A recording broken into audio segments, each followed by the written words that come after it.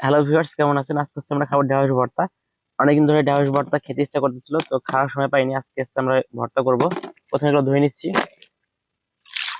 প্রথমে ঢেঁড়সের এই মাথাগুলো আমি ভালো করে কেটে নিব। দেখতে পাচ্ছেন, এই মাথাগুলো কেটে নিব, তারপর সেদ্ধ করবো এটা।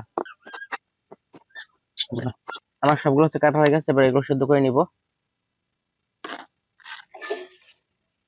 আমাদের ঢেঁড়স সেদ্ধ হয়ে গেছে, এবার এগুলো আমরা উঠিয়ে নিচ্ছি।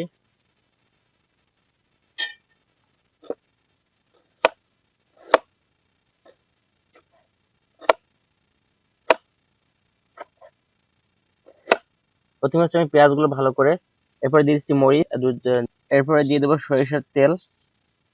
ভালো করে মেখে নিব। ভালো করে এগুলো মেখে নিব ঢেঁড়স গুলো।